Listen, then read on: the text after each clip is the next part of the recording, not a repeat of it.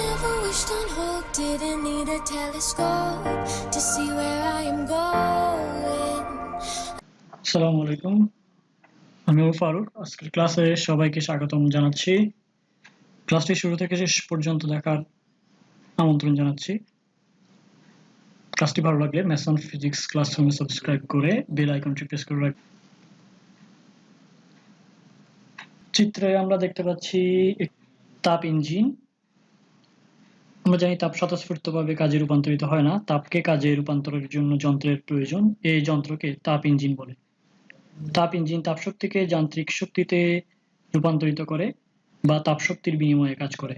এখানে যে ঘটনাটি ঘটেছে সেটা হচ্ছে অ্যালুমিনিয়াম টিউবের মধ্য দিয়ে স্টিম উত্তপ্ত হয়ে মোমবাতি দ্বারা বোর্ডটিকে গতিশীল করছে পানির মধ্যে। এটি একটি স্টিম ইঞ্জিন। ইঞ্জিনের দক্ষতা বৃদ্ধিতে বিভিন্ন বিজ্ঞানী সচেষ্ট হন।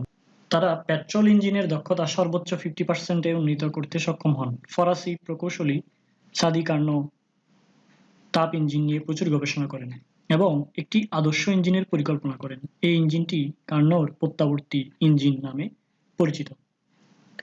আজকে আমাদের আলোচ্য বিষয় হচ্ছে তোমাদের তাপগতিবিদ্যা অধ্যায়ের পার্ট 8 তাপ ইঞ্জিন, ইঞ্জিনের দক্ষতা, পার্ট 10 কার্নোর প্রত্যাবর্তী চক্র। তাপ ইঞ্জিন, ইঞ্জিনের দক্ষতা। তাপ ইঞ্জিনে যে পরিমাণ তাপশক্তি সরবরাহ করা হয়, তাপ ইঞ্জিন যে পরিমাণ তাপশক্তি গ্রহণ করে তার সম্পূর্ণটা কাজে রূপান্তরিত করতে পারে না। এর একটি অংশ কাজে রূপান্তরিত করে এবং বাকি তাপশক্তি অপরিবর্তিত আকারে ইঞ্জিন হতে নির্গত হয়। এখানে আমরা দেখতে পাচ্ছি গ্রহণকৃত তাপ হচ্ছে Q1, তার মানে ইঞ্জিন T1 তাপমাত্রার উৎস থেকে Q1 পরিমাণ তাপ গ্রহণ করবে, একটি অংশ কাজে রূপান্তরিত করবে, সেটি হচ্ছে W, আর বাকি অংশ, বাকি তাপশক্তি অপরিবর্তিত আকারে ইঞ্জিন হতে নির্গত হবে, যেটা Q2 পরিমাণ। কোথায় নির্গত হবে? নিম্ন তাপমাত্রার তাপগ্রাহক, এখানে আমরা পরিবেশ কল্পনা করতে পারি, পরিবেশে নির্গত হবে। তো কতটুকু পরিমাণ কাজ হলো? একটা তাপ ইঞ্জিন কতটুকু পরিমাণ কাজ করবে? গৃহীত তাপ বিয়োগ বর্জিত তাপ। এখান থেকে আমরা ইঞ্জিনের দক্ষতার সংজ্ঞা দিতে পারি। একটি ইঞ্জিন কর্তৃক কৃত কাজ, ইঞ্জিন কর্তৃক গৃহীত তাপশক্তির অনুপাতকে এর দক্ষতা বলা হয়। একটা ইঞ্জিন কি পরিমাণ এনার্জি নিল? Q1 পরিমাণ, সেটা হবে হরে একটি ইঞ্জিন কি পরিমাণ কাজ করলো, বা ইঞ্জিন থেকে আমরা কি পেতে চাই? কাজ। এটা হচ্ছে ইঞ্জিনের আউটপুট আর এটা হচ্ছে ইঞ্জিনের ইনপুট। যে পরিমাণ তাপ সে নিয়েছে সেটা হচ্ছে ইনপুট, আর যে পরিমাণ তাপ সে কাজে রূপান্তরিত করতে পেরেছে সেটা হচ্ছে আউটপুট। আউটপুট এবং ইনপুটের অনুপাতকে ইঞ্জিনের দক্ষতা বলে। শতকরায় প্রকাশ করতে চাইলে এটাকে 100% দিয়ে গুণ করে নিতে হবে। তো বাস্তবে যেসব ইঞ্জিন আবিষ্কৃত হয়েছে তাদের কোনোটিরই দক্ষতা শতভাগ নয়। বাষ্প ইঞ্জিনের দক্ষতা মাত্র 20% থেকে 25%। কার্নোর প্রত্যাবর্তী ইঞ্জিন যেসব তাপগতীয় প্রক্রিয়া পরিবর্তনের পর বিপরীতমুখী হয়ে প্রত্যাবর্তন করতে পারে তাকে প্রত্যাবর্তী প্রক্রিয়া বলে। কার্নো ইঞ্জিনের আবর্তনে প্রতিটি পর্যায়ে কার্যকর পদার্থের পরিবর্তন প্রত্যাবর্তী প্রক্রিয়া অনুষ্ঠিত হয়, তাই একে প্রত্যাবর্তী ইঞ্জিন বলা হয়। কার্নো ইঞ্জিন বাস্তব রূপ দেওয়া সম্ভব হয়নি, তবে তাপগতিবিদ্যার আলোচনায় এটি গুরুত্বপূর্ণ। কার্নো ইঞ্জিন 4টি ধাপে একটি চক্র সম্পন্ন করে, একে কার্নোট চক্র বলে। কার্নোট চক্র দুটি প্রত্যাবর্তী সমষ্ণ ও দুটি প্রত্যাবর্তী রুদ্ধতাপীয় প্রক্রিয়ার সমন্বয়ে গঠিত হয়, যেগুলো আমরা দেখব পরবর্তীতে। কার্নো ইঞ্জিনে আদর্শ তাপ অপরিবাহী পদার্থের তৈরি সিলিন্ডার পিস্টন ব্যবস্থায় কার্যকর পদার্থ বা ওয়ার্কিং সাবস্টেন্স সিলিন্ডার পিস্টন ব্যবস্থায় আবদ্ধ থাকে। এটা ইঞ্জিনের একটি অংশ। এরপর আমরা আরেকটি অংশ দেখব ইঞ্জিনের, সেটা হচ্ছে উচ্চ তাপমাত্রার তাপাধার। এই সিলিন্ডারের তলানি দিয়ে শুধুমাত্র তাপ পরিবহন সম্ভব, বাকিগুলো পিস্টন সহ সকল অংশ অপরিবাহী পদার্থে তৈরি। এটি অসীম তাপধারকত্ব সম্পন্ন, তার মানে এখান থেকে যদি আমরা তাপ নিয়ে নিই এর তাপমাত্রা হ্রাস পাবে না। এটি বাস্তবে যদি অসম্ভব। মনে রাখতে হবে এটি একটি কল্পিত ইঞ্জিন। এরপরে ইঞ্জিনের আরেকটি অংশ হচ্ছে অপরিবাহী পাটাতন। ইঞ্জিনের আরেকটি অংশ হচ্ছে কম তাপমাত্রার তাপাধার বা গ্রাহক। তাপাধারটি যতই তাপ গ্রহণ করুক না কেন এর তাপমাত্রা বৃদ্ধি পাবে না। উৎস থেকে আমরা যদি প্রচুর পরিমাণে তাপ নিলেও এর তাপমাত্রা হ্রাস পাবে না, কারণ আমরা ধরে নিয়েছি এদের তাপধারকত্ব হচ্ছে অসীম। কার্নো ইঞ্জিনে বিভিন্ন কার্যকর পদার্থ ব্যবহার করা যেতে পারে। ভিন্ন ভিন্ন কার্যকর পদার্থ ব্যবহার করা হলেও ইঞ্জিনের কার্যপদ্ধতি এক ও অভিন্ন। আমাদের বর্ণনায় কার্যকর পদার্থ হিসেবে আদর্শ গ্যাস বিবেচনা করা হবে। অধিকাংশ ক্ষেত্রেই কার্নো ইঞ্জিন উপস্থাপনায় আদর্শ গ্যাস ব্যবহৃত ইঞ্জিনের কার্যপদ্ধতি আলোচিত হয়। এই কারণে ছাত্রছাত্রীদের ধারণা জন্মাতে পারে যে কার্নো ইঞ্জিনের কার্যকর পদার্থ কেবলমাত্র আদর্শ গ্যাস। তবে সতর্ক করা যাচ্ছে এটি একটি মারাত্মক ভুল ধারণা। কার্নো ইঞ্জিনের প্রথম ধাপ হচ্ছে সমষ্ণ প্রসারণ। তো আমরা চিত্রে দেখতে পাচ্ছি, এখানে আমরা পিভি ডায়াগ্রামের মাধ্যমে কৃত কাজকে চিত্রায়িত করব। প্রথমে সিলিন্ডারটিকে T1 তাপমাত্রার তাপউৎসের উপর রাখা হয়। সাম্যাবস্থায় দুইজনের তাপমাত্রা সমান হবে, দুইজন তাপীয় সমতায় আসবে, সিস্টেম এবং উৎস তাপীয় সমতায় আসবে। সাম্যাবস্থায় গ্যাসের চাপ, আয়তন, তাপমাত্রা যথাক্রমে P1, V1, T1। তখন গ্যাসের চাপ, আয়তন ও তাপমাত্রা যথাক্রমে P1, V1 ও T1। চিত্রে আমরা দেখতে পাচ্ছি এই বিন্দু, আমরা লক্ষ্য করি এই বিন্দুটি হচ্ছে গ্যাসের প্রাথমিক অবস্থা নির্দেশ করছে। এবার গ্যাসকে T1 তাপমাত্রায় সমষ্ণ প্রক্রিয়ায় ধীরে ধীরে প্রসারিত করা হলে এর আয়তন বৃদ্ধি পাবে, চাপ হ্রাস পাবে। এই প্রক্রিয়ায় গ্যাস Q1 পরিমাণ তাপ শোষণ করেছে এবং সবটুকুই কাজে রূপান্তরিত করবে। কারণ হচ্ছে আমরা জানি তাপগতিবিদ্যার প্রথম সূত্র অনুযায়ী কোনো সিস্টেমকে তাপ দিলে তার অভ্যন্তরীণ শক্তি বৃদ্ধি পায় এবং গ্যাস পরিবেশের উপর কাজ করে। এক্ষেত্রে সমষ্ণ প্রক্রিয়ায় সিস্টেমের অন্তঃস্থ শক্তির কোনো পরিবর্তন হয় না, তার মানে প্রদত্ত তাপ সম্পূর্ণরূপে কাজে রূপান্তরিত হবে। তো আমরা তাপের বিনিময়ে কাজ পাচ্ছি। ক্যালকুলাস ব্যবহার করে লিখতে পারি T1 = W1 = integration V1 to V2 PdV। P এর মান হচ্ছে PV = nRT সমীকরণ অনুযায়ী nRT1/V, ইন্টিগ্রেশন dV/V এর ইন্টিগ্রেশন হচ্ছে ln V2/V1। পুরো কৃত কাজকে লিখতে পারি nRT1 ln V2/V1, যা A, B, G, E ক্ষেত্রের ক্ষেত্রফল দ্বারা নির্দেশিত। আমরা যদি খেয়াল করি এই চিত্রের যে সমষ্ণ রেখা দ্বারা আবদ্ধ A, B, G, E ক্ষেত্রের ক্ষেত্রফল কৃত কাজ নির্দেশ করছে। এই সম্পূর্ণ ক্ষেত্রফলটি গ্যাস কর্তৃক কৃত কাজ নির্দেশ করছে। এরপর আমরা দেখব দ্বিতীয় ধাপ। এই ধাপে সিলিন্ডারটিকে অপরিবাহী পাটাতনের উপর রেখে প্রসারিত করে আয়তন V2 থেকে V3 হবে, চাপ হয়ে যাবে তখন হচ্ছে P2 থেকে P3, আয়তন হয়ে যাবে V3 এবং তাপমাত্রা হ্রাস পাবে। এটাকে চিত্রের সি বিন্দু দ্বারা নির্দেশিত হয়। এই প্রসারণ রুদ্ধতাপীয় প্রক্রিয়ায় সংঘটিত হয়, কারণ সিস্টেম তাপ গ্রহণও করতে পারে না, বর্জনও করতে পারে না। আমরা দেখেছিলাম যে এই সিলিন্ডারটি শুধুমাত্র নিচের অংশ দিয়ে তাপ বর্জন করতে পারে বা গ্রহণ করতে পারে। এখন রুদ্ধতাপীয় পাটাতনের উপর বসানোর পর নিচের অংশটি ব্লক হয়ে গিয়েছে এবং সিস্টেমটি কোনো তাপ গ্রহণও করতে পারবে না, বর্জনও করতে পারবে না। এই পর্যায়ে গ্যাস তার অভ্যন্তরীণ শক্তির বিনিময়ে কাজ করবে, ফলে তাপমাত্রা T2 তে নেমে আসবে। এক্ষেত্রে রুদ্ধতাপীয় প্রক্রিয়ায় গৃহীত বা বর্জিত তাপের পরিমাণ Q = 0। তো আমরা তাপগতিবিদ্যার প্রথম সূত্র অনুযায়ী লিখতে পারি Q এর জায়গায় 0, del U = W, 0 = del U plus W। সুতরাং W = del U, অথবা লিখতে পারি -W = del U। এক্ষেত্রে গ্যাস যেহেতু প্রসারিত হয়েছে অভ্যন্তরীণ শক্তির বিনিময়ে কাজ করেছে, অভ্যন্তরীণ শক্তির বিনিময়ে কাজ করলে W = del U সমীকরণ খাটে। তো এক্ষেত্রে কৃত কাজ W2 = -del U = NCV T1 - T2, যা BC রেখা দ্বারা আবদ্ধ ক্ষেত্রফল BCHG এই ক্ষেত্রের ক্ষেত্রফলের সমান হবে কৃত কাজ। এরপরে আমরা তৃতীয় ধাপে চলে আসি। এই ধাপে সিলিন্ডারটিকে T2 তাপমাত্রার তাপগ্রাহকের উপর, আমরা দেখতে পাচ্ছি T2 তাপমাত্রার তাপগ্রাহকের উপর রেখে সমষ্ণ প্রক্রিয়ায় ধীরে ধীরে সংকুচিত করে গ্যাসটি পৌঁছবে D বিন্দুতে। তখন গ্যাসটির অবস্থা দাঁড়াবে P4, V4 এবং তাপমাত্রা হবে T2। এই পর্যায়ে গ্যাসের উপর বাইরে থেকে কাজ করা হয়েছে। আমরা জানি গ্যাস প্রসারিত হলে গ্যাস পরিবেশের উপর কাজ করে, আর গ্যাসকে সংকুচিত করা হলে গ্যাসের উপর কাজ করা হয়।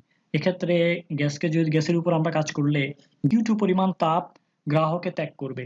এক্ষেত্রে কৃত কাজ হবে তাপগতিবিদ্যার প্রথম সূত্র অনুযায়ী dQ = du + PdV। সমষ্ণ সংকোচনে বা সমষ্ণ প্রক্রিয়ায় সিস্টেমের অন্তঃস্থ শক্তির কোনো পরিবর্তন হয় না, del U = 0। তাপগতিবিদ্যার প্রথম সূত্র অনুযায়ী আমরা লিখতে পারি dQ = P del V। এক্ষেত্রে তাপগ্রাহকে সিস্টেমটি Q2 পরিমাণ তাপ বর্জন করে, সেক্ষেত্রে ঋণাত্মক চিহ্ন ব্যবহার করা হয়েছে। আয়তন V3 থেকে V4 এ নেমে এসেছে। এরপরে আমরা P এর মান বসাবো nRT2/V, integration dV/V = ln V। আমরা যদি ইন্টিগ্রেশনের মান বসাই তাহলে nRT2 ln V3/V4 হচ্ছে কৃত কাজের পরিমাণ। কে সংকুচিত করা হয়েছে, সেক্ষেত্রে ক্ষেত্রফলের মান আসবে ঋণাত্মক। ঋণাত্মক চিহ্ন দ্বারা কৃত কাজ ঋণাত্মক বা সংকোচনের পরিমাণ বোঝানো হচ্ছে। আমরা যদি চিত্রটি লক্ষ্য করি, ডিসি রেখা দ্বারা আবদ্ধ ক্ষেত্রের ক্ষেত্রফল DCHF এর ঋণাত্মক মানের সমান হবে কৃত কাজ। আমরা এরপরে চলে এসেছি চতুর্থ ধাপ। এ ধাপে সিলিন্ডারটিকে অপরিবাহী পাটাতনের উপর রেখে বাইরে থেকে সংকুচিত করা হচ্ছে। সংকুচিত করা হলে গ্যাসের ভেতরে চাপ বাড়বে, চাপ বাড়লে তাপমাত্রা বৃদ্ধি পাবে। তো আয়তন V4 থেকে V1 হয়ে যাবে। গ্যাস নিয়ে যাওয়া হলো, যেটা এই বিন্দু দ্বারা নির্দেশ করছি আমরা। এই পর্যায়ে গ্যাসের উপর বাইরে থেকে কাজ করা হয়েছে, গ্যাসকে সংকুচিত করা হয়েছে, ফলে এর অভ্যন্তরীণ শক্তি বৃদ্ধি পাবে, এর তাপমাত্রা বেড়ে যাবে। পুরো প্রক্রিয়াটি রুদ্ধতাপীয় সংকোচন নামে পরিচিত। এক্ষেত্রে আমরা জানি রুদ্ধতাপীয় প্রক্রিয়ায় Q = 0। তো তাপগতিবিদ্যার প্রথম সূত্র অনুযায়ী আমরা যদি Q এর মান 0 বসাই, Q = del U plus W পাবো। তো del U = এখানে -W, কারণ অভ্যন্তরীণ শক্তি বৃদ্ধি পায় বাইরে থেকে কাজ করলে। সংকুচিত হয়েছে মানে কৃত কাজের পরিমাণ ঋণাত্মক। কৃত কাজ W4 = -del U = NCV T2 - T1। AD রেখা দ্বারা আবদ্ধ ক্ষেত্রফল ADFE, এই আবদ্ধ ক্ষেত্রের ক্ষেত্রফলের ঋণাত্মক মান কৃত কাজের সমান।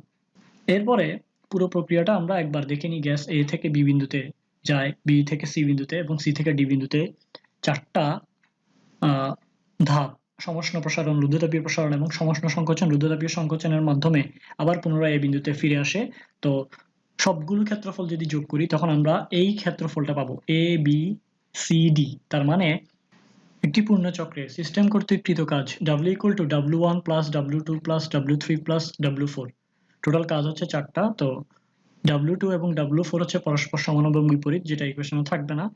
W1 এর মান হচ্ছে Q1 আর W3 এর মান হচ্ছে -Q2, যা হচ্ছে টোটাল কাজ নির্দেশ করে। ABCD ক্ষেত্রের ক্ষেত্রফলের সমান, এটা আমরা দেখেছি একটু আগে। এক্ষেত্রে দক্ষতা আমরা পাবো W এর মান যদি বসাই Q1 - Q2 / Q1, এক্ষেত্রে আমরা লিখতে পারি এটা = 1 - Q2 / Q1। রুদ্ধতাপীয় রেখ BC এবং AD থেকে পাওয়া যায়। BC থেকে আমরা পাবো T1 V2 to the power Γ-1 = T2 V3 to the power Γ-1। AD রেখা থেকে আমরা পাবো T1 V1 to the power Γ-1 = T2 V4 Γ-1। তো দুটো যদি তুলনা করি তো আমরা দেখতে পাচ্ছি V2 / V1 = V3 / V4। Q1 ও Q2 তাপের সমীকরণ দুটির অনুপাত করি, তখন আমরা পাবো হচ্ছে Q2 / Q1 = nRT2 ln V3 / V4 nRT1 ln V2 / V1। যেহেতু V2 / V1 = V3 / V4, তো সেক্ষেত্রে আমরা লিখতে পারি শুধুমাত্র Q2 / Q1 = T2 / T1। তো এটা এর সমীকরণে Q2 / Q1 এর মান বসালে আমরা কার্নোট ইঞ্জিনের ক্ষেত্রে পেতে পারি 1 - T2 / T1। ফাইনাল ইকুয়েশনে Q এর কোনো উপস্থিতি নাই। তো আমরা যদি দেখি, ইঞ্জিনের দক্ষতা শুধুমাত্র তাপ উৎস তাপগ্রাহকের তাপমাত্রার উপর নির্ভর করে, T1 এবং T2 এর উপর নির্ভর করে, কার্যনির্বাহী পদার্থের প্রকৃতির উপর নির্ভর করে না। এটা কার্নোট ইঞ্জিন থেকে একটা ফলাফল। আমরা আরো একটি ফলাফল দেখব, যে কোনো দুটি নির্দিষ্ট তাপমাত্রার মধ্যে কার্যরত সকল প্রত্যাগামী ইঞ্জিনের দক্ষতা সমান। আমরা একটি ম্যাথ দেখব।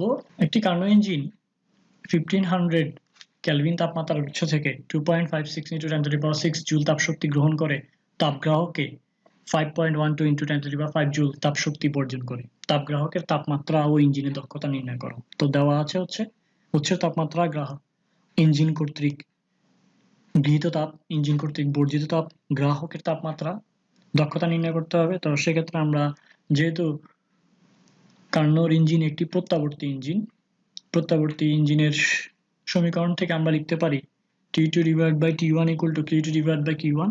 তো মান বসিয়ে আমরা পাবো T2 = 300 কেলভিন। এক্ষেত্রে আমরা ইঞ্জিনের দক্ষতার সমীকরণে যদি T2 এবং T1 এর মান বসিয়ে দেখি, তখন দেখবো আমরা 80% দক্ষতা পাচ্ছি। একটি কার্নোট ইঞ্জিনের তাপ উৎস ও তাপগ্রাহকের তাপমাত্রা যথাক্রমে 500 কেলভিন ও 375 কেলভিন। যদি ইঞ্জিন প্রতি চক্রে 25.2 × 10⁵ জুল তাপশক্তি শোষণ করে, তবে ইঞ্জিনের দক্ষতা প্রতি চক্রে কাজের পরিমাণ এবং প্রতি চক্রে গ্রাহকে বর্জিত তাপের পরিমাণ নির্ণয় করো। দেওয়া আছে হচ্ছে উৎসের তাপমাত্রা, গ্রাহকের তাপমাত্রা, গৃহীত তাপ নির্ণয় করতে হবে, ইঞ্জিনের দক্ষতা, কাজের পরিমাণ, বর্জিত তাপের পরিমাণ। তো ইঞ্জিনের দক্ষতা আমরা জানি এটা equal to 1 minus T2 divide by T1, T2 এবং T1 এর মান বসিয়ে দিলেই পাওয়া যাচ্ছে 25%। আর আমরা ইঞ্জিনের দক্ষতা নির্ণয় করার জন্য আমরা জানি এটা equal to W divide by Q1, এটাকে শতকরা প্রকাশ করা হলে 100% গুণ হবে, তো W equal to Q1 into 25% divide by 100%, তো কৃত কাজ পাওয়া যাবে 6.3 into 10 to the power 5 joule. প্রতি চক্রে গ্রাহকে বর্জিত তাপের পরিমাণ হচ্ছে Q2 equal to Q1 minus W, আমরা জানি W equal to Q1 minus Q2, তো Q2 equal to Q1 minus W, মান বসিয়ে দিলে আমরা Q2 ইকুয়াল টু পাবো হচ্ছে 18.9 into 10 to the power 5 joule. একটি বাড়ির কাজ তোমাদের জন্য রাখলাম, পেট্রোল ইঞ্জিন গ্রীষ্মকালের তুলনায় শীতকালে কিছুটা বেশি কার্যকর, কার্নো ইঞ্জিনের নীতির আলোকে ব্যাখ্যা করো। আজকের ক্লাসে সবাইকে অংশগ্রহণের জন্য স্বাগতম।